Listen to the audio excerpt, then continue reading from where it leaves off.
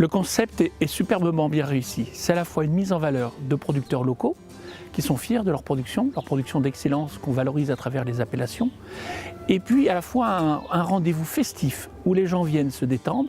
On a de la musique, on a des lieux de découverte, de cours de cuisine, de rencontres avec les producteurs, mais aussi un lieu d'échange, parce qu'une appellation d'origine contrôlée, elle se construit, elle évolue, et les tables rondes du matin sont l'occasion de faire confronter à la fois avec les experts, les producteurs, mais aussi le grand public, la pertinence des appellations.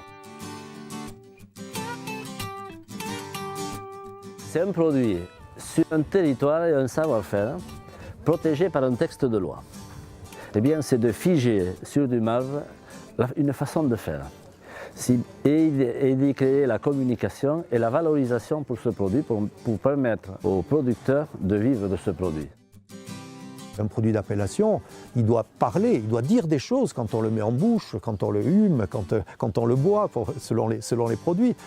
Il faut qu'on ait une émotion, il faut qu'on ait quelque chose qui parle dans l'espace sensoriel que l'on connaît, qui apporte des nouveaux repères, qui enrichit la mémoire sensorielle de celui qui va faire l'expérience du produit.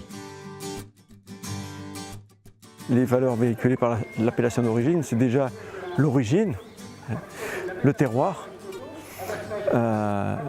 l'antériorité du produit, la transmission de savoir-faire, et puis également la réponse par rapport aux conditions de production. Je crois que autour de ce concept d'appellation d'origine, qui est un concept définitivement moderne, je crois, qui est vraiment qui correspond aux attentes des consommateurs d'aujourd'hui, à pas mal de niveaux. Je crois que c'est important d'aller vers eux, vers ces consommateurs, et de leur expliquer notre métier et puis également ce concept d'appellation d'origine. Ce concept est, je pense, encore assez ou trop méconnu. C'est un concept, je pense, extrêmement moderne. Et je pense qu'il est aujourd'hui uniquement perçu comme un respect de la tradition ancestrale. Et le respect de la tradition ancestrale, c'est très beau. C'est à partir de ça que nous nous sommes créés.